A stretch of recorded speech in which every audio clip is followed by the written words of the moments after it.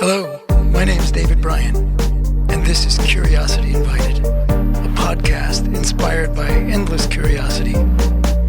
Tune in for an open-minded conversation about interesting and important things. Well, hello, welcome to Curiosity Invited. My name's David Bryan, and today I have the great pleasure of speaking with Miguel Rivera. When you look at his bio, he is a musician. He is a sound editor. He is a sound and video editor. Yes, yeah. Film and television. Film yes. and television has been doing that for many years. You can check out. I'll put it in the description. You can check out his IMDb. He's worked on all sorts of things that you've heard and all sorts of things that you haven't heard, and those are actually some of the most amazing.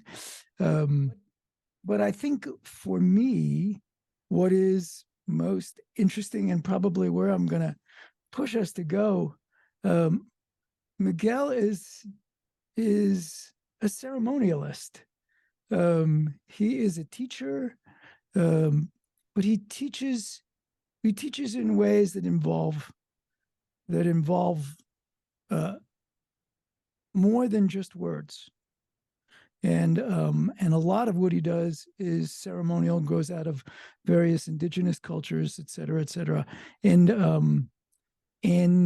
that's where I suspect we're going to spend the most amount of time, because is that the place where you spend the most amount of time, Miguel? Yes and no. It's getting to be that way. It has at times in my life been a very dominant, expansive time, and it seems to contract and expand. Yeah. So, but I'm never out of it, in some form or out of it. If you had your druthers, would that be what you were spending your time with mostly? Yes, in a way, although it's exhausting sometimes to do the ceremonies, because they require quite a bit of they're challenging, a lot of firewood. Sometimes we don't eat for days or sleep for days. Yes. Or don't eat any food. So those things are challenging. And then the preparation is very intense. So you're never really out of the ceremony. You're just in a different stage of it. Yeah. And the other thing I want to make sure to say, and maybe you'll tell a brief story about that, but Miguel was born in Guatemala.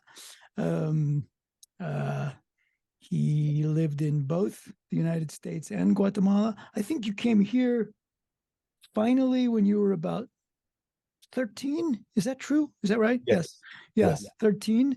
But you grew up in your most formative childhood years, kind of living in what was a clinic and a hospital in Guatemala. Your dad was a surgeon. Your dad was from Guatemala. Your mom was from the United States originally. And so you grew up in this healing environment. And do you think that's what pulled you into the life that we were referring to, being a person steeped in ceremony, or was there a turn somewhere? You want to tell that story? Well, it was interesting growing up in that kind of an environment, because every time somebody knocked at the door, it always had something to do with medicine. People either looking for a doctor. I remember opening up the door many times. One time there was a guy who had been hit by lightning. When they brought a guy who'd been hit by lightning, and they were looking for the doctor. Another time I remember opening up the door and there was a basket of food just sitting there. Sometimes chickens would show up just in the yard, or a load of firewood, and we didn't know what the hell that was all about. And I realized a lot. My father and my uncle. My father died when I was very young. My father died when I was 3 years old, but by that time his practice had already been well established. And so a lot of times in Guatemala in particular, there's a lot of poverty. It always has been that way. And my father's policy was, if people didn't have the money, they didn't have to pay. Right. People would always pay back in some form or another. Yeah. So it was always a reciprocity there. It was unspoken. So. And do you see a link between growing up in that environment and eventually being steeped in the various ceremonies, which we'll talk about in a bit, but or is there no link there? Oh no, it's totally there's a total link. I mean, I know I was once I realized that that was my environment, it was just the way I was. That was my purpose. I knew my purpose in life was to serve, heal, help people in some form or another. I didn't know which form it was going to take. It took me a while to figure it out. And did you ever entertain the idea of going the conventional medical route and becoming a surgeon or what becoming medical doctor, et cetera, et cetera? Yeah. Oh yes, definitely. I mean, I went to work before I came to the United States, my father, let me see, my father had a clinic right in the front of the house. After his death, my mother built in the back part of the house, she built a small hospital, like 10 beds with an operating room and a nursery. And so everything was all healing. And then after the hospital was small hospital was built, my uncle, who was also a surgeon, came and took over the practice of the clinic. So he had the clinic, and then my mother ran the hospital in the back. I used to go with my uncle. My uncle used to take me. We'd go do rounds in the hospitals, in the big general hospital in our city, and then he would take me to do house calls with him, and I used to watch him operate. So I was basically being mentored, you could Oh say. wow. I was an apprenticeship. I remember that, and very strongly so. And I always heard my aunts and everybody would say, "You're going to be a surgeon just like your dad." So you just take it on, and there's a certain level of what you call primogeniture, right? That gets embedded. This is your inheritance. This is your Yeah. father's, and the lineage comes from that. But also, one of my great grandfathers was also a musician, so that was in the back of the mind. My grandmother was a concert pianist. Oh, no kidding. Yeah, she had after there was a piano. She had a stroke early on in her life, and so Hmm. she part of her side was paralyzed. So that's what I remember of my grandmother. But when we'd go back and visit the house after we had moved to the United States. I would find scores of Rachmaninoff piano concertos and that she could Hmm. just whip out. So that's all in there. But the reality of being in service or in some form in service to life or being able to help people was always in the back of my mind. I went to Mhm. work in a hospital when I was in high school. My last 2 years of high school, I worked as an orderly in an emergency room in upstate New And York. that's look, I was going to say that's in the United States. By then Yes. you moved to the United States. Yeah. Yeah. Yeah. Yeah. And then, but with the idea of eventually going to medical school, Yeah. what was interesting in the hospital experience for me, I had already been in hospitals. I've been in. I knew how to play a part. So I was 16 years old when I went to work in the hospital. But I could Oh, play. People would come in and think that I was an intern. I could pass up. I knew how to hold space. You yeah. know. And Yeah. so people would treat me as an intern, So and I realized one thing. What was interesting to me is the fact that a lot of this, not all of them, but many of the surgeons that were working in the emergency room were studying to be psychiatrists. So part of it to me, if you're a healer, right, you're always looking for where the root of the disease is. And so for a lot of for surgeons, in many ways, it's all in the body, right? But these surgeons in particular were looking someplace else. Maybe it's in the mind or in someplace else That's where. interesting. So that to me, that was a very, and I remember saying, this is interesting, So and that's in the back of my mind. Yeah. So Well, so okay, so briefly tell me the leap. You're working in a hospital, the whole family thing is pushing you or pulling you towards, you're gonna be a doctor, young man. and and then and then what? Then how do you make the leap from there to what you what you're steeped in now, the kind of healing you're steeped in now? well, I realized that one of the things that after if you do something over and over again, you begin to recognize patterns. And I remember my first job was they would leave me alone in the emergency room. And so, and when a person walked in, this is in the 60s, okay, 1969 to 71. So much different than it is today. But my job was to take names, addresses, insurance information. And if there was no doctor or nurse there, I call them immediately. So I was able to spend some time with each patient as they came in if it wasn't too busy. And so after a while, I began to recognize what kind of energy people would carry when I would be filling out the paperwork. And I remember very distinctly, I was taking, there was a woman and I was taking all her information and I could just read it in her face. She felt safe. I am finally somewhere where I'm safe. you know. So a lot of people were looking for safety, and I realized made me think, what is going on in the homes? You know, why are these people letting awful things happen to them, or do things to themselves so they can go somewhere to be safe? Mm. And coupled with the fact that not necessarily the root of the disease, why these doctors were studying to be psychiatrists, you know, you realize it's not necessarily all in the body, but it's someplace else. So there's a question of belonging to me. And I couldn't quite, in those days, I didn't know what it was, but maybe the answer was not in doing it the way that was being Mhm. done in that particular environment. So I knew something wasn't quite lined up in that particular configuration. So I figured out, and it was deeply, the best way that I could put it was, it was probably in the culture where where things needed to be addressed on a much wider level, you know. So I got a scholarship to go to university at that point, the State University of New York. And so I made up a major of Latin American studies, which constituted history, anthropology, and So cinema. you studied in Latin American, whatever, studies, Latin studies. Yeah. And then what? Then I had this is critical. My life got really complicated at that point. So I decided that I couldn't stay in school. So I actually took a leave of absence. Right before that, one of my cousins had a boyfriend that was Puerto Rican from New York, in New York City, right? And one day he showed up at the house and just brought me a conga. So that's how when my musical career. One of my brothers is a very good musician. So he was already, we were banging around guitars, playing saxophones and things like that, you know. And but my friend Miguel came up, he brought a conga one time to my house, and he goes, "This is for you."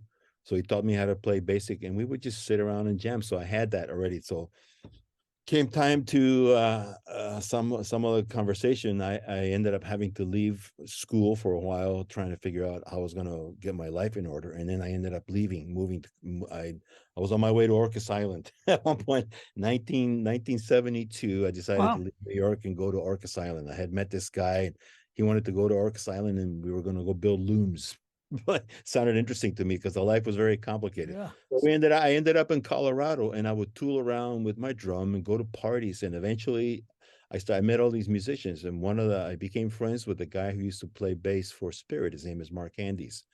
And so we would tool around, and eventually Mark started putting together a band. I'm still waiting for that link though. How do you get from playing the congas in a band to Here, because what happened is I was long story short, I ended up joining this band that Mark Andes was starting, and we started touring around the country playing, and we'd go all over we'd go to Detroit, go to all around Colorado, all the ski towns, and went to Austin, played a bunch of times.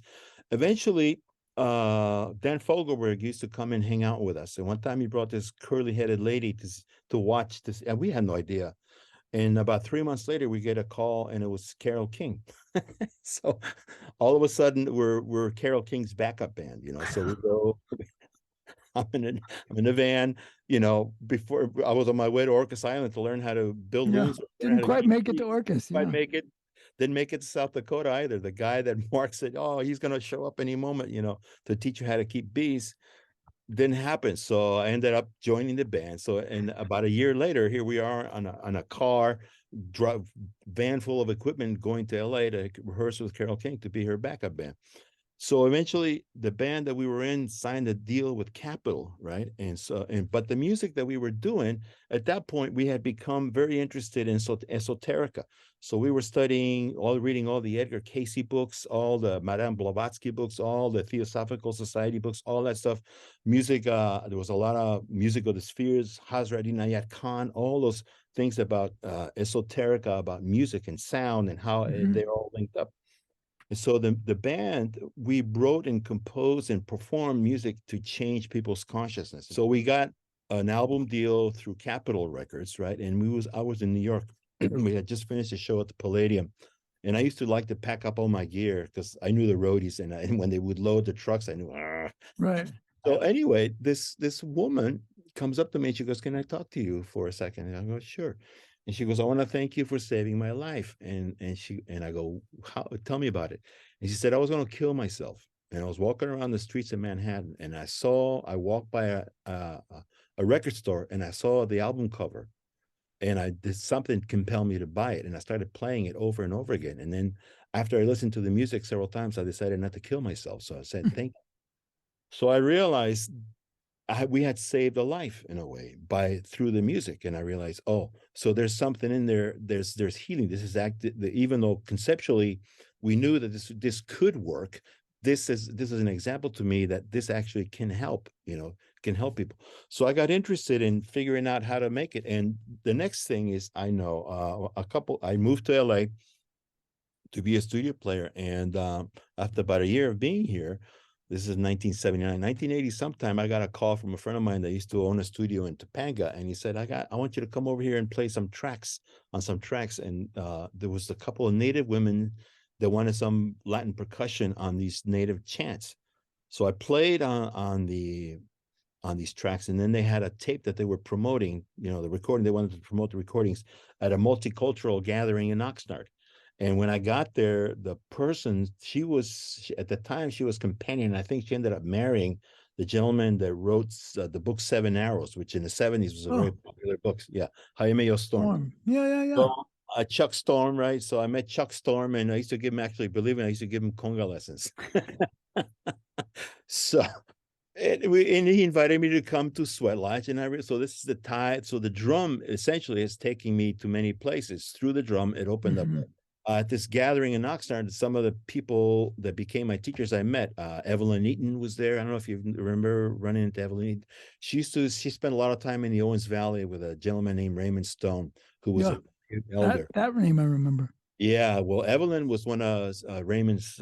She'd vision quested with Raymond, and so I got very interested in somehow there was something unique, and at that time also there was a couple other elders that were involved in. They wanted to find young people to teach, because they were on their late 60s, early 70s, and they knew they were going to cross over and wanted to pass on. So we started a group here in LA. Is this when you met Wallace Black Elk and Wallace Black Elk, Marcellus Williams, also Sun Bear. So we got invited. We started a group here in LA, and we would go out and help back them up, whatever they needed to. So Wallace and his wife Grace, and then Marcellus Williams, and then Sun Bear. We went to several of the medicine. Well, I don't want to upend the story, but so now.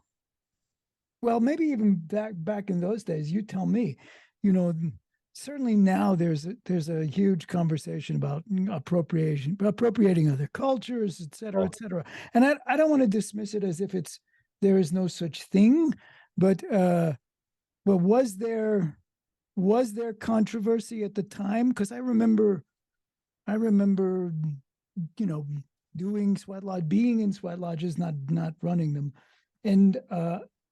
and hearing about people who were upset about it. But I don't know, was it controversial back then that non-native people were not just in the lodge? Maybe that's controversial as well, but also sort of participating in bringing it about, whether it's firekeeping or whatever.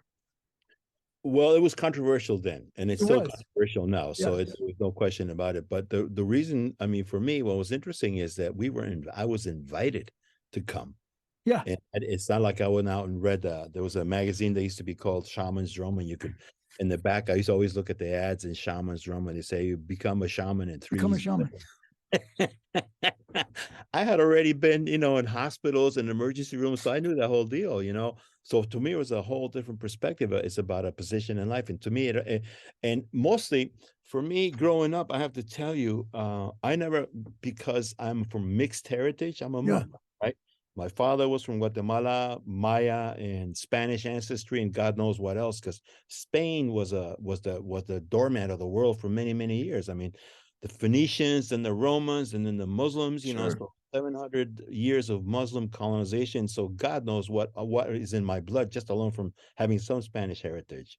And then my mother being 100% Polish, right? My grandfather. Oh, no kidding. Yeah, my grandfather left Poland in 1910, I think, or 1912, right before the Russians. Poland was the doormat of the world for many years, between Germany and Russia too. So he left. He didn't want to be there. They knew right before World War I, so he left because he knew the Russians were going to come in there and just. Do you think you sort of got a pass because you were of mixed heritage, or no? Were there people who said, "What the hell are you doing here"? Well, that's the interesting thing. Yes, I did, because I remember one time Marcellus Williams, ended up becoming one of my grandfathers. Said to me, we went to a Native American. He was a Native American church roadman, and we went to at that time the National Conference of Native American Church. It was way up in the Lucachuca Mountains in northern Arizona. And he would say to me, he would take me out to the Navajo reservation, and he would say to me, you, they can't figure out where you belong, so you're going to be all right. That's what he would say to me all the time. They can't figure you out, so you're going to be all right. You know, but Yeah. the reality is, when I started participating, again, to go back to where we left before, I had never felt like I belonged anywhere in this world. You know, I grew Mm. up in Guatemala, being of mixed cultural identities. In Guatemala, I never felt like I belonged there, even though I understood the culture, understood the land to a degree, and there's a lot developmental stages there. But I thought it would be different when we came to the United States. It was worse, and so I never felt like I belonged in this planet, you know. And the first time I felt at home was I was about 27, 28 years old. And I went into a lodge with Wallace and Grace. And as soon as Grace, the close that, bring the stone in, as soon as Grace started singing, it was the first time I actually felt at home on this earth, like I belonged here. Was that the first sweat lodge you were ever in, or No, no? no, no. It No. was not Yeah. my first lodge, but it's the Yeah. first time I was in a lodge with Grace and Wallace. And when she started singing, something goes, oh, you're home now. You belong here. You belong on this earth, which is really Mm. interesting. Mm. So I think the sense of alienation that most humans have is big, and they just can't put a finger on it. So that's the one of the things that made me realize there's important information here, and these teachings that allow us to connect to the earth in many different forms, elemental through the elements. So And so, this may be this is a question out of ignorance, or at least a question out of not knowing it, and it might be ignorant. But so the teachings that you refer to,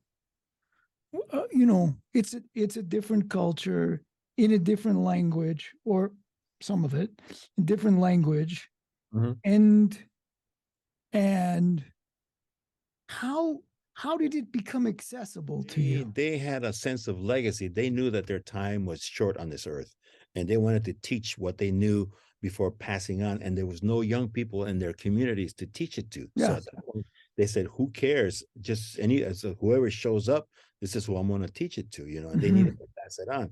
And when you look at the ceremonies, at least the way we were taught, is that everything is inclusive. Nothing is excluded, especially when you look, especially at the medicine wheel teachings. Every single species of human, right? Every single species of plants and animals, all the elements, everything, organic, non-organic, it's all included. It's all, if anything is not there, then it's not a true ceremony. Mm-hmm. So no matter how you look at it, you have to figure out how to invite. It's not a complete system of Clearly, it was important to you, and you've spent a big chunk of your time, energy, effort uh, immersed in it and sharing it and offering it to others. So there's a strong feeling that it's important, not just to you. So I'm asking this. I'm genuinely asking this. This is not a challenging. It's not intended to be a challenge in any way. But why do you think it's important beyond? Like, why is it important for people to give a shit about ceremony? Why should anybody care?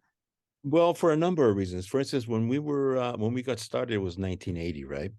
And during the 80s, I did not understand this completely until much, much later, but things were said to me, in particular after my first vision quest, when Explain just briefly so that people understand what is a vision quest. a vision quest is a ceremonial fast, normally undertaken when a young person is getting ready to make a transition from childhood into adulthood.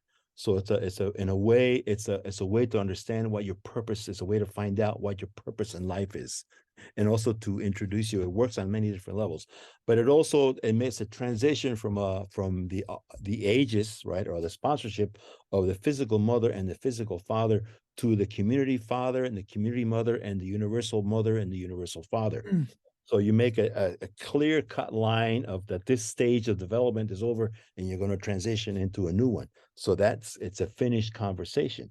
So it's a clearly line of demarcation that you are no longer a child, you're a young adult now with different responsibilities and different commitments in your life, right? And also what your purpose is in life. So, What you just described comes from, grows out of, has grown out of the evolution of a culture for hundreds, maybe thousands of years. And why is it important in a world where that culture, it's, you're not doing well, maybe you are, you're bringing it to a different culture where it hasn't grown organically from that. Why is that a good thing? Why does that matter? What is it for? There's a number of reasons. One of them is it connects you, right, to the world that you live in a very much different way because it de-objectifies the relationship to the world. It makes it a personal relationship. So the fire is no longer an idea. It's not just a metaphor. It's not just a symbol. It's not just an academic position, but it's a living, breathing entity. And it actually connects you to the world in a personal, it's about relationship. So it cultivates reciprocity and accountability, right? Mm. So that means that if you're it's a relationship, then all of a sudden it's not an objectified. When you objectify the life around you or the world around you or those around you, you're not accountable to them because you can treat them as things instead Mm. of beings, So it changes your relationship. And in that time, the political what I was going to say is at the first Vision Quest, right? One of the things that was said to me is things will happen to you now that it will take you 20 or 30 years to understand. So just remember what happened here, and Mm. later on it will make sense. The other thing that happened to us, there was a series of developmental. They took us through steps. First, we started with pipe ceremony, sweat lodge, and Vision Quest, and then Sundance, right? And also teepee meetings. But for me, what was interesting is the second year that we were Sundancing, in particular, the Sundance is just another And very intense. you were permitted to dance. Yes, we were permitted to dance. We were one of the Wow. first. This is in the 80s. My first year dancing was 1984. Wow. Second year, 1985, and we started in Denver. Then we moved the dance to Pilot Rock in Oregon, outside of Ashland. And what it's important is to realize that you see colors, right? When you see a medicine wheel, it has 6 colors: black, red, yellow, white, blue, and green. So that means if you take one of the colors out, the ceremony is not complete. So that means that all the races are represented. So that means that there has to be representation of all the races in there. That's one of the teachings, right? But also, what's important is to realize that when we were Sundancing, the second year, I think, third year, at that time in the 80s, the big idea is to celebrate the 500-year anniversary of Columbus, right? Their arrival. And for a lot of Native people, that's a disastrous, it's a terrible, tragic It's thing. not a And so, celebration. no, it's not, No. so it was, so I remember the intercessor at that time, who was Wallace, said, your people could not do this with us when they first came over here 500 years ago. On their behalf, you're doing it now. Hmm. That one, like, it's still to this day, it affects me, even as I'm saying it to you now, the the potency of those words, because we have to do retroactive rituals to allow us to communicate and also learn from each other. Each major race, each ethnic group has medicine, has a connection to spirit, a connection to source, and we all have to gift each other with how we connect to spirit. Is that your response or a response or a coherent response to the conversation about appropriation? Eventually, yeah, because we're doing it we have to learn. They were educating us as how to be reciprocal with the earth. So at that point, we're earning, we're just not appropriating, but we're fulfilling our obligations to the earth as human beings, which culturally hasn't happened. All the old ways of being in relationship to the earth got basically slammed. So we Mhm. have to be retaught We have to learn how to be in reciprocity to the earth, so by participating in the ceremonies, we have to remember what our roots are, and to me there's earth business, right? I mean, I've been conducting ceremonies for well over 40 years, and I realized that a lot of the things we're beyond our scope of, we as humans, we have a very limited, narrow scope about how the universe works. It's true. And it's mysterious how it operates, but the universe has a very strange sense of humor. I did a wedding one time. I have a lot of stories about this, but I'll tell you a couple. Really, a friend of mine was a Chicano activist here in the 70s in LA, and he said he would never, I said, man, he was telling me this in his own words, he said, I vowed I would never ever talk to a Gabacho ever in my life again. I was never gonna talk to a white person ever. And then my knucklehead son falls in love with a white woman. These are his words. And he goes, and I'm holding my first grandchild, and he's got blue eyes and blonde hair, and I cannot help but love him. And he said that with tears in his eyes, And I took that in and I realized, oh, love, when you hear the old corny love will find a way, this is, people are falling in love with each other. Mm. And cuts across all ethnic groups. And I've seen it over and over again. And so we have to learn how to love each other as humans, So that's part of what's happening. I gotta say, I want to, and I don't want to get stuck there, but I, for years, so I was at this school that we had a little bit of history of, Right, and yeah. and the kids, and it was quite diverse by intention, right? I mean, that was the mission, was like, look, we got to try and figure out how the things that have historically kept us apart will bring us together. So it was quite specifically that the kids had so little trouble, right? It was easy for them to cross the lines, way easier for them than for the older people, right? And I think one of the things that is sometimes so troubling for me at this moment, as we're sort of steeped in, and I don't know if it's real or if it's just hyped up by the news, the culture wars and the identity wars. And it's almost like reversing. Young people are no longer, it's like they're trying to move away from the ease that they had just, just being with one another. To them, it was natural. Like, what are you talking about? What's the problem? And now it feels like there's a searching for a problem, and it is a very troubling thing. Which may be why I'm so focused on your work with ceremony, and especially your work with ceremony that is from, quote, another culture. But it's not like you. I don't want to take over this conversation, but it's not like you. It's not like you're working for Coca-Cola and you decided the best way to do a Coke ad is to use the sweat lodge, and somebody gets out of a sweat lodge and takes a Coca-Cola. That's okay. I understand that's appropriation, but you're doing it by moving through the teachings of that culture. It is not about your blood or your heritage. It is about your doing the work of really coming to understand, in some ways that take 30 years, 40 years, understand what that is. And I can't imagine that would be appropriation.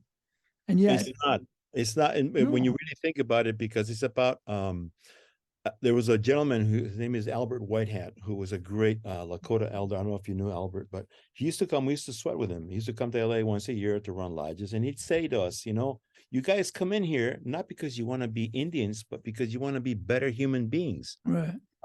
And so that the quest for us is, I mean, we're humans first.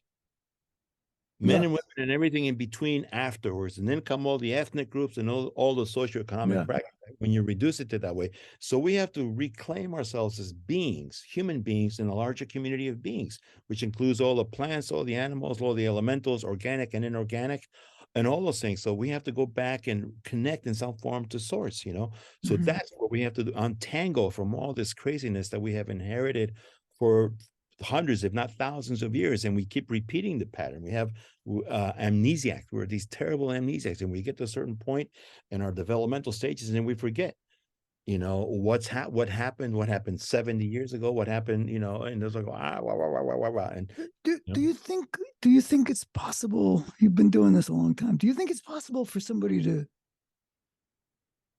think their way to this understanding? Thinking is not necessarily. I think you have to think about doing. When I got invited, I've been mentoring kids officially since 1995. And so one of my young kids, one of my mentees, decided wanted to be a warrior, so he joined the Marines in 1998. So we sent him off, and he ended up spending 2 tours in Iraq. And when he came back, it was a frigging mess. I think it was maybe 3 tours, and we had to figure out how to put them back together again. So eventually I got to meet veterans, people who'd been in and out of Vietnam, in and out of Korea, World War II. And one of them was he was from Montana. He was Salish Kootenai. And Roger, his name was Roger Schwartz, and dearly, dearly beloved brother, And so we got invited to go to Hawaii to run retreats for combat veterans in Hana, And we got to meet and so I have a relationship with the elders in Hana. And one of them said to me, he got in my face, and he goes, "Why are you doing this?" And I said 2 things. He goes, "Listen, I'm not even a vet." And I said, "But people are dying, and I have to do something about it." And also the other thing, remembering what Wallace's words were, right? About your people couldn't do this with us 500 years ago when they first, I said, because the guy who was in my face, his name is Kyle, dearly good bro, good friend, but scary because he's very intense, He's been military, he's fireman in the Air Force, he'd been a fireman in Hawaii all his life, and very intense warrior culture. But when he's looking at me, he's thinking these guys are just another bunch of missionaries from the mainland trying to tell us people what to do. And I said, that's not what we're here to do. I said, we're here together to recreate the coming together of the cultures the way it ought to have happened, not the way that it did. And he took a long pause and looked at me, and he goes, "Cool." That's all he said. Cool. And I'm going, this is what's important, is to go back and then figure out, this is why the reciprocal or retroactive ceremonies are really important, because we have to figure out our ancestors did not know how to get along with each other, and if we're honest about it. And so we keep passing that on, and we have to model how to create cohesive cooperation with everybody, because everybody has a gift. My friend, we're going to get into the poetry at some point in time, but I've been wrapped up with poetry for many, many years. But my friend Humberto Acabal, who was a Maya Quiche poet from Guatemala, he said this in a poem: "Roots tell us through the flowers what the earth is like on the inside." I had read that because you sent me stuff, and I just love that. And that's a powerful line. And then the next line, he goes, "And the flowers, they wither and they die because life out here is shit." But that first line, that was a poem about the political life in Guatemala during the 70s and the 80s, right? Which is, but you think about it. But the beauty of that, it goes, we are all like these roots. We have our own unique root to mystery, right? And so we have to go back and remember what it's like to be connected to source without any interference, nothing in between. So this is what this is about, the interpretation of the teachings to the next levels, for allowing us to connect to source directly without any interference, right, of any system or thought process that's going to compound or complicate the relationship, and this is how we have to come together as because it's important to be in right relationship to everything. To everything, yeah. And that means that our relationship, you are viable, I am viable, and how we are connected to source makes us all viable when we come together and bring it. So that connection to spirit is a gift. It's, right? So in your travels, Brad, so your understandings have grown out of a certain cultural ceremonies.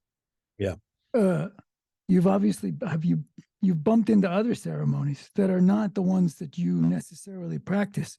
Does Does it matter? I mean, there's I don't think so. No, I mean, I because of my drummer, I ended up hanging out with all these Africans, and I had a teacher that was Nigerian who's still alive today, Ayo Adeyemi, and I played with him for 12 years. And my brother, and I've talked to him a couple of months ago. He goes, "You are still my brother." And I realized that, and I've done a bunch of African ceremonies, mm, Yoruba, Dagara ceremonies, hours and hours and hours. And you realize that at some point in time, when the connection to source is intrinsic, right? But how it manifests itself in one part of the world is different than the other part of the world. But when you look at it, it's just a different way of getting there. But at the same time, it's still a connection to source, and And have you ever found ceremonies uh that feel like it's about connection to source, and yet they're not rooted in indigenous, I don't know what word to use. They're not rooted in uh earth proximate cultures. so, but at some point in time, a lot of these churches are all about accumulation of wealth and power, but there's nothing Right. about relationship to the earth and accountability or participation, and there's no reciprocity. That's the big thing about all these religious movements. It's all about leaving this world and not putting things back into this world. Look at all what's happening with ayahuasca right now and all the plant medicines. I think it's a commodification of relationship to the earth that doesn't take any accountability. I have a Mm. dear friend of mine. She knew she was going to die. It's a much longer story, but this is only part of it. She knew she was going to die. So she was an avid gardener. So she had herself cremated, and then part of the memorial services, we put her ashes, we put them in her backyard, right in the Mm. middle, because every single plant and tree that was all in her backyard, they all flowered. And the idea was that she knew that all those roots eventually would eat of her ashes. And so when they would flower, her essence or her elements would be in. So her husband, who survived her, who's still alive to this day, when he would look out there and see those flowers, he knew that he His could wife. even her. And that to me, what a gift, to Yeah, be amazing. to want to be part of nature in that way. And we don't, that's not taught in it's not a common thing in the culture. When we take and we take and we take, but we never give. And in particular in death, we don't even participate with the world in that way. So Right. that's a huge teaching that we have to impart to people, how to cultivate reciprocity with the earth. And that's a lot of it is it's embedded in those teachings. But the reason why we were taught the way we were is because we had to transpose, right, or reinterpret it for the times now, how to be reciprocal, not only with the earth but with each other. What our obligations are to this planet, and part of it is cultivating gratitude. Thank you for being alive. Thank you for being provided. Nature, out of its own accord, is incredibly generous. I've Unbelievable. never seen, I've never seen an orange tree give you one slice of orange. It gives you 300 oranges. Take as many as you want, or don't take any. But here they are. And nature. So given that, how does a person make a living? How do you make a living? Well, you have to get clever. So that's why I started, because I realized that The Congress. I mean, I've made a living. I mean, I've been everything. I've been an orderly. I've been an agricultural worker. I've driven a cab. I worked on cars. I've built houses. I do whatever, and so that's why I got into post for film and television, because I had to pay the bills. So, and I remember one time this woman that I know, they hired me to run sweats for a rehab facility here in LA, and she said, "This is not the old days." You know, 500 years ago or 300 years ago, there would have been food at your door, just like there was in Guatemala. People knew, people were educated, they understood what their responsibilities were for the Mhm. work that was done, and you would be provided for. So she goes, "You have to let me know what you need, and that way I will take care of you." So that's Mm. one way to do it. But and so you have to figure it out. I mean, I've been fortunate enough that some people understand it. So I've been given grants, I've been gifted from time to time, because I'm not supposed to charge for anything that I do. No, But I at the was same going to say, isn't there, at least everything that I bump into is not, you don't charge for what you do. No, so it's either it gets gifted or at some Yeah. point in time. So and that's I gotta buy food, my son's going to college, all that. But somehow it works out in some form or another, So that's different, Oh, it's So taken you some interesting places, and you'll have a life as a musician, a life as a sound editor, a life as a person, a ceremonial, a life as a translator.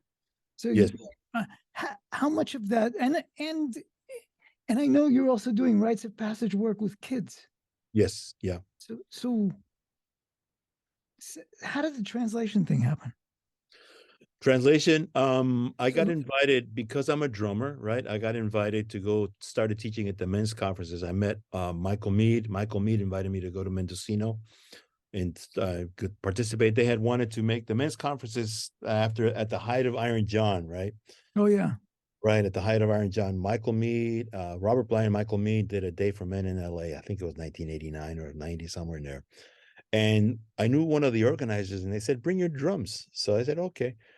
So I played, and at the end of the day, it was like 700 guys there, and they rounded up all the ethnics. This is my version of it. Okay, so they said, "Would you guys?" Psst, they said, "Come here. Would you like to go meet James Hillman and Michael Mead?"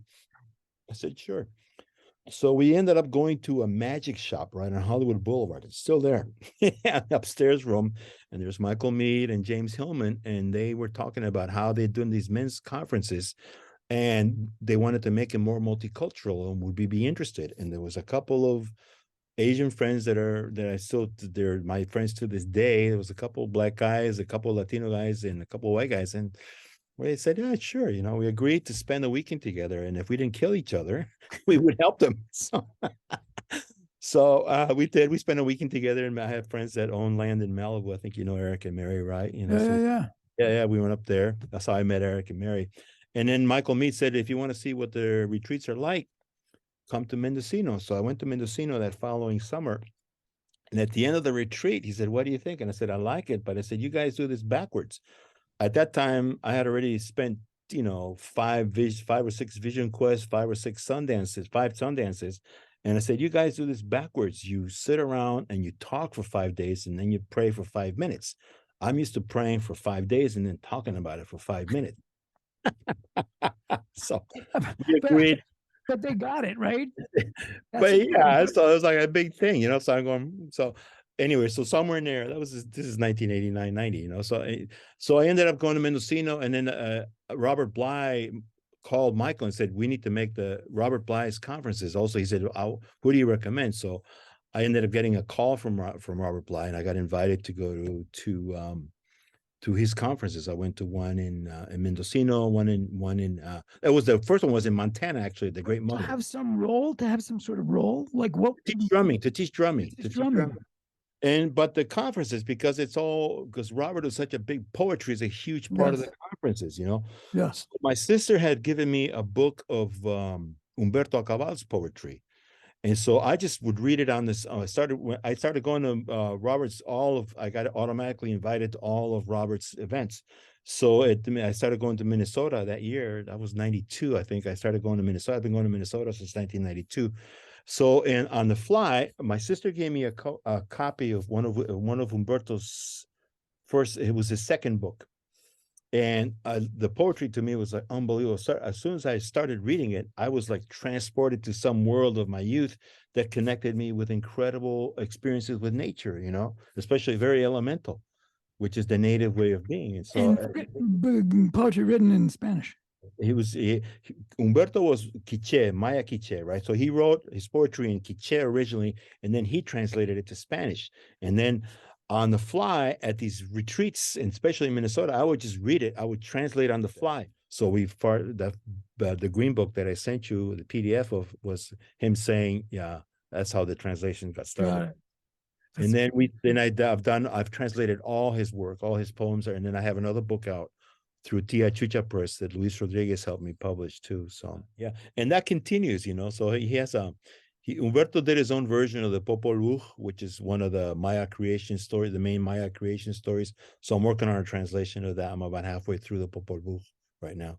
So, which is it's a huge piece right now because based on all the work of Joseph Campbell and all that stuff, it's really critical in some ways to better the world, to make it all important, So How are we doing?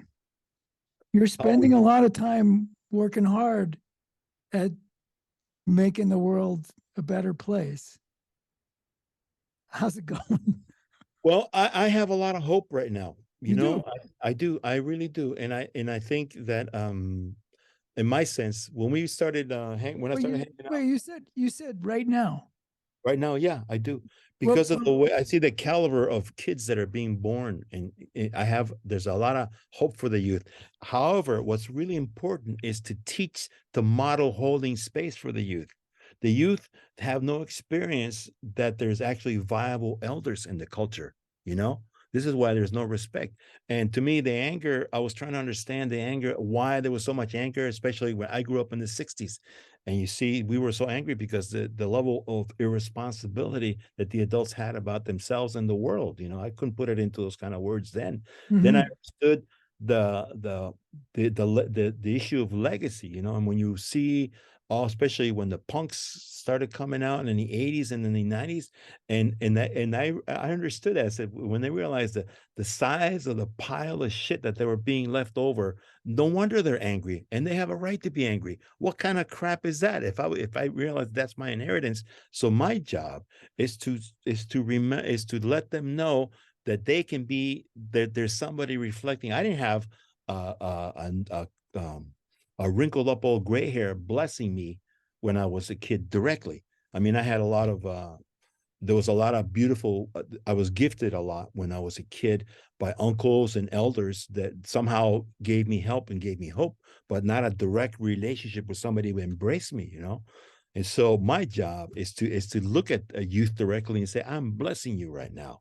I'm blessing you right now because I know that you can be a wrinkle up by gray hair like me, blessing somebody like like I'm blessing you. I want you to be a grandfather. So Where do you do that? Talk about. Can you talk about your work with youth? we started a group with Orland Bishop here in the Oh, no 90s. kidding. Yeah, Orland and I have been. Orland was one of the original guys of that crew that showed up at Eric and Mary's. Anyway, we started a group. Orland started a group, and the first batch of kids that came through Shade Tree, they would come once a month to do sweat lodges, and a lot of them we're still in relationship today with them, 30 some odd years later or whatever. You know, so the work is that continues to change and modify over the years. So one of the things that came out of that is rites of passage. So we're doing these retreats for youth where you basically isolate them for a number of days. And so we're slowly working up the methodology is how to come and create the proper ceremonies, because you have to have a very intense ritual aspect to it, but how it gets created has to be through time. One of the things that I learned from Raymond Stone, who was a Paiute medicine man who taught grandmother Edith, he said, everything that we are comes from the earth. If we lose it, we go back to the earth and the earth will tell us. So this is what we're doing. And we have to stop and stay and spend time enough with the earth and figure out what the ceremonies that need to be created, pulling from the threads that we carry from a tradition that we come from. So So do you actually take youth out yes, to? take them out and basically start spending time in nature with them, and then create dances and basic ceremony, learning we teach the kids how to build fire, right? It's as simple as that. Sitting around fire, and what are the responsibilities of handling fire? How do you handle water? How do you handle earth? How do you handle, but fire is the most important one. Teaching kids how to build fire is critical. How to handle tools, how to deal with a knife, the responsibility of carrying a knife. What's the responsibility of carrying fire? And there's a lot. You talk about days and days and days and years of understanding how to take care of fire, and this is where we start. And do you work with them for years? Do you work with them for Yes, months? it's a lifetime commitment. That's what I tell them anyway. It's either I'm with you until either I go or you go. And like I said, a lot of these kids that we started working with in 1995, that was the first year of a Shade Tree. Yeah. I still, to this day, I know many of them. Oh, wow. That's A wonderful. lot of them have gone on to become Sundancers. They run lodges. They're lawyers. Some of them are lawyers. Some of them are healthcare workers. Some of them are, they're all, and they all have married and kids and have taught. They work with some of the kids. Some of the guys work with Homeboy Industries, Anti-Recidivism Coalition. And do they Art. ever do you ever, like, for lack of a better term, is there ever a reunion? We meet each other from Try to time to have, time, you do. but yeah, we've been talking about it to get everybody together. It sort of happened last. There was a national conference for restorative justice groups in Chicago last summer. So that was like some of them were met there, like Luis Rodriguez was there, Orlin was there. We hung out for a week in Chicago. We've worked together loosely with each other for years, mentoring the same kids and everything. But we actually got to hang out in Chicago, so it was great. But you realize we all do the work. We just don't have enough time to hang out with each other and really Yeah. visit. But it's an Yeah. important thing. But everybody carries out the work in their own particular way. Everybody, it's impossible for one person to do it all, so you have to And are you create. still working with the young kids? I mean, like, Yeah, yeah. we did. When the pandemic started, I worked with Youth Mentoring Connection, Tony Lorenz Group, Rhythm Arts Alliance, Street Poets are the three groups that I work with here in LA, AARC, Anti-Recidivism Coalition, and we do a yearly retreat in the hills, depending on the schedule. But also we have surfing. So for the last 2.5, almost 3 years, they've been surfing every Sunday morning. We go to Oh, one of the fabulous. beaches, and the mentoring is there, and it's open, and it becomes very ceremonial in its own way. So it's active, and it takes place, and it's open. So What does that mean, ceremonial in its own way? Tell me. because it's just the ceremony, just by showing up and holding place, you give people a sense of continuity and the sense that they belong there without any constrictions, without any restrictions at all whatsoever. From learning the ceremonies, one of the first things that I learned from, especially running sweats, the old people used to say, you showed up, great. That's the most important thing, is that you showed up. Whether you participate or not, that doesn't matter. You showed up. So a lot of times people would come to the lodge and just show up but not do anything. And just the fact that and I had to learn how to appreciate the fact that people just show up and how to be included, and not necessarily that alone in itself is participation. And by holding space, for instance, a lot of the kids that we work with don't have viable parenting. One of my friends that I met through the years said he's been working with incarcerated youth to prepare them for release, right? So one of the things and I called him up and I said, if you were to see a world with no prisons, what will be your recommendation? And he said 2 words to me: better parenting. And that, to me, like, if there was a mission, right, for me, there's a couple of things that are important but one of them, what I've learned, is the role. We go back to what I was talking about earlier, the connection to the universal father and the universal mother, which are archetypal energies, and to restore the integrity of the office of the father and the office of the mother, not only in the culture but in the world, because they don't exist right now. These are archetypes that are not living, breathing.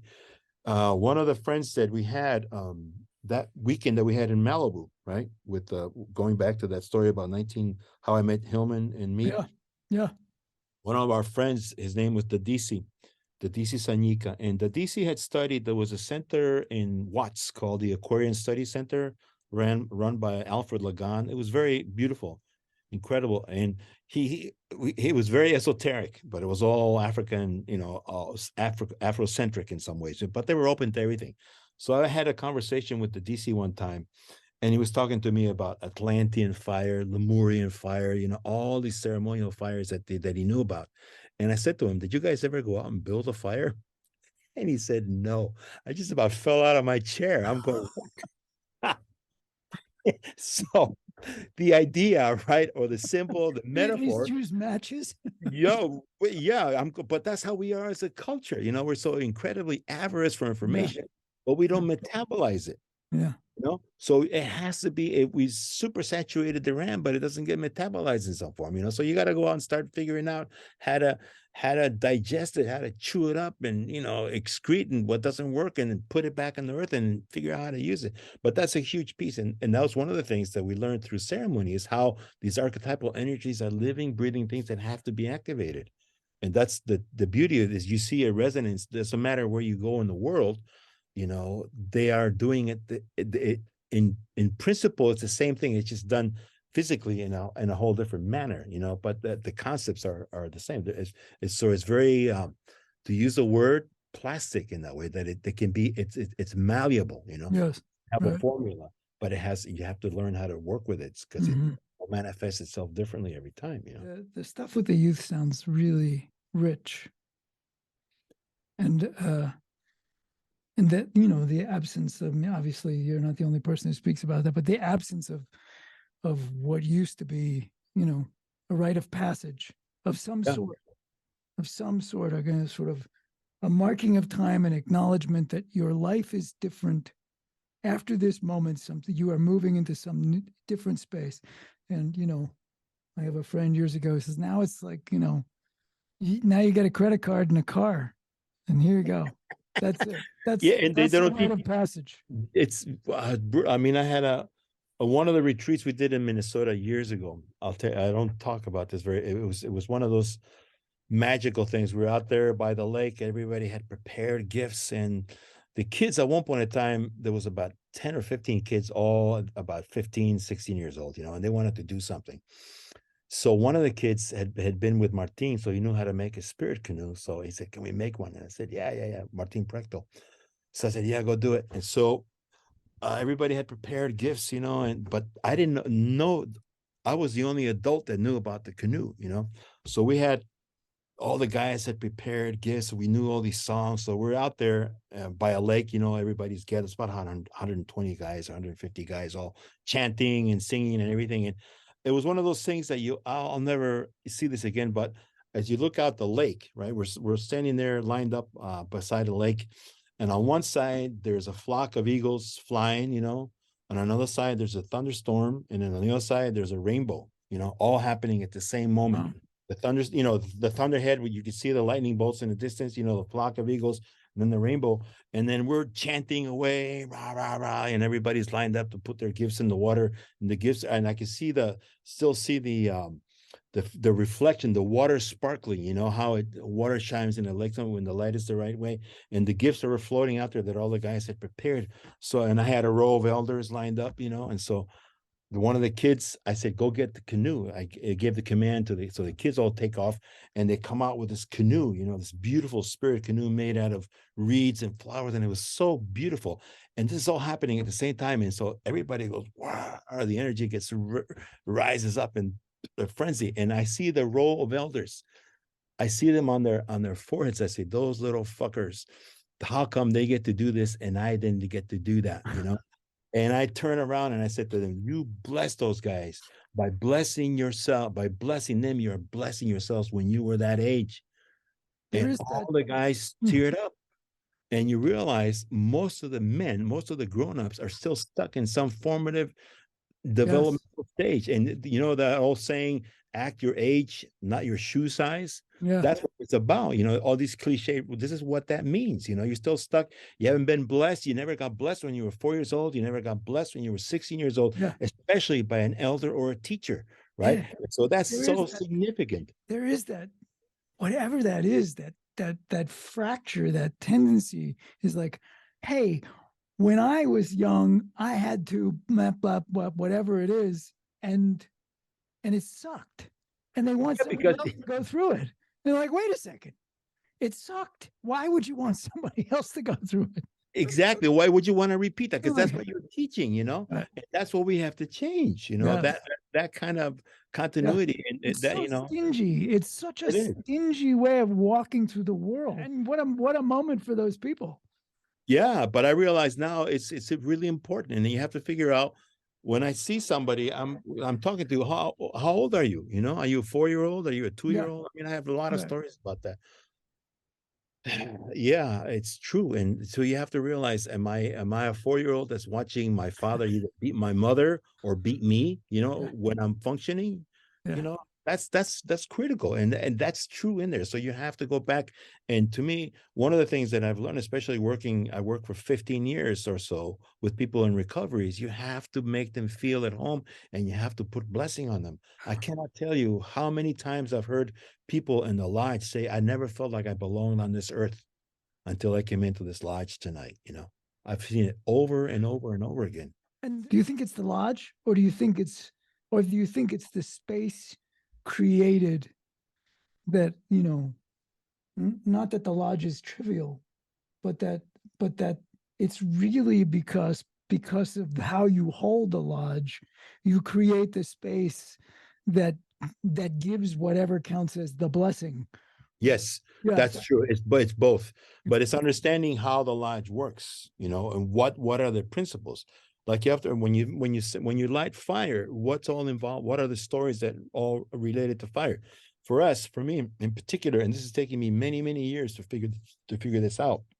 When you light a fire, you're reenacting the creation of the universe, right? Mm-hmm. Right. And also you're reenacting the conception of the individuals in the lodge in particular, right? When the stones, you reenact the conception. The stone becomes sperm, the lodge becomes the egg, Mm-hmm. inside conception, inside gestation, emergence, birth. And the emerging come out. Yes. Yeah. And do you still do lodges? This is We've resumed again, slowly but surely.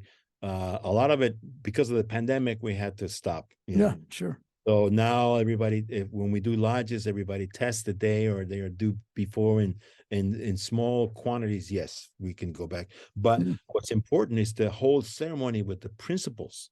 Once you understand that about fire, you can say anytime you light fire, you can make fire in that way and put that and call that blessing in and work with those energies. It's not the same. It doesn't have the same impact because it's out in the dark. It's very dramatic when you have the stones coming in, you have fire, and we had to learn how to use fire. There's so many fire restrictions, in particular here in the West Coast, because of the fire danger. We had to learn how to heat stones up with propane because the fire is contained, you know, because it's so dry here. It's crazy. So that in itself is a huge compromise. But I'd rather run sweats with, and people are going to give me flack about it, but we have the blessing of our medicine man, Earl, there right now. Do it, you know, and I'd rather go in there and pray than not to pray at all, you know. But I've seen traditional people take advantage of people, you know. I have a lot of stories about, you know, people on the reservation running Sundances for Germans and bringing them in and charging thousands of dollars for each people to come in. Oh yeah. So just because you're native doesn't mean that you're clean. You're still that's the thing, right? I mean, that's the thing. that's Yeah. the thing that you know is the hardest thing to have a conversation about in this world these days, is that like, look, it can't be that, you know, it's like whatever your blood type is. No. Right. Your DNA is what makes you virtuous. Right? No. There's a name for that, and it's not a good one. You're still, yeah, I mean, it's like the thing about, you know, what is it in AA, you know, when you talk to the old crocodiles, they say, if you're an asshole when you're drunk, you're still going to be an asshole when you're sober. So, right. But to me, what I say to people is we're humans, right? And as all humans, we all do the same thing. We all lie, we cheat, we steal, we bless, we make good food, we all do that. So we have to get used to the fact that it's common to all of us. And I don't care whether you're male or female, whether you're black, white, red, yellow, blue, green, pinstripe, polka dot. You still you have a and you have to cultivate. You have to do the internal work to go back to the revolutionary movements in Latin America, right? To tie it back to that, they all failed miserably because all the leaders did not do the internal work required to hold office in that capacity. That's what you see. All of them. Look at all the guerrero. Oh my God, it was like all of them. And I'm going. I remember being so disappointed because who was this? What's his name? Daniel Ortega, right? Denise is like, oh wait, and all of a sudden he turned into that. She's like, you gotta be kidding me. What the, you know, like WTF, a big one with capital. I mean, all the guys in Guatemala after the peace accords in '96, the next government that came in, the level of corruption that got formalized, which is unbelievable, and it's still a downward spiral. It hasn't recovered. I'm going, what a travesty. Unbelievable. What a travesty. Unbelievable. You know, and I see it. Yeah. Yeah. That just means you have more work to do. But that to me, so at the end of the day, my hunch in 1972 was correct. You have to really work on the individual. So it has to be a really looking at what's happening in the culture, you know. To me, like the biggest, one of the big problems is the lack of accountability on the Catholic Church. I'm going to go after the Catholic Church because I'm a former Catholic, so I can say that, you know. You get to do it. Right? Yeah, I can do it, but it's true for almost all Christians, you know. Most all of them. I'm not saying that all of them, but when you look at like in Guatemala, right? Here, let's go the Catholics first, right? The John Paul, the Polish Pope, I forget what his name was. Yeah. One of those. he was going to go to Merida for the first time in 1990. I can't remember when that was, you know. And so the Archbishop of Merida said, you should apologize for for what happened during the conquest, because they came in. The Inquisition was full. When you read the accounts of what they did, what the Horrible. Inquisition did, just freaking horrible. And the doctrine of Unbelievable. discovery, right? Oh, they killed. And he said, you should apologize to the natives. They fired him. They excommunicated him. And I'm going, what the? The Pope he goes to Argentina, and all those generals, he never not once called them to account for all the slaughter that they did of people in the 90s in Argentina. All he said to them, you don't use birth control. I'm going, what a coward. And when you look at the atrocities, we were in Santorini. I got invited to do a wedding in Santorini in 1996. And what happened in those days, they were bombing the crap out of that. And the fighter planes would come in. They were based in Spain. They would come into Santorini to refuel before they went on to Serbia or Kosovo and drop the bombs.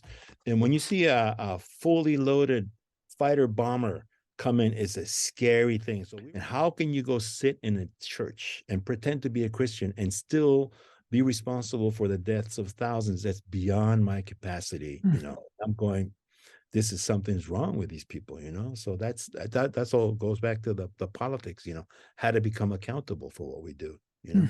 So I want to say thank you for inviting me to talk with you. I feel like we got a lot more to talk about, but it doesn't matter. Exactly. I'm happy. I'm happy. I'm part two. But I think it's important. There's a couple of things that to how to get back to the love, you know, how to get back to the love. And I'll go back to Umberto's poems, right? The Roots poems. He said, right, roots tell us through the flowers what the earth is like on the inside. So with that in mind, he had another one that said this: for a long time, I've loved you like the roots that with all of the power of the earth love until they burst into flower. So to me, I would say find that love. Find your root and figure out how to love so that you can burst into flower and some flower, and then gift with each other. And he had another poem that said to open up the earth with your hands, get filled with its scent, raise your face to the sky and eat the wind. That is peace. So so I would end with those, you know, sit with the earth and let the earth inform you. Let the earth tell you and tell your story to the earth, and hear the story of the earth. I think this is what we have to just start doing, is just to stop and to listen. You know, so this is what we have to teach, you know, how to stop and how to listen, and then figure out how do we participate. So to me, go back. So let's figure out how to be still enough so that we can connect with that original state of. Well, Miguel, what a pleasure. What a pleasure. All right, my friend. I don't know when we see each other next, but we will see each other next. I believe next month or something like that. But yeah, great. Thank you, David, for everything. Thank you. Thank you. I appreciate it. All right. All right. Bueno.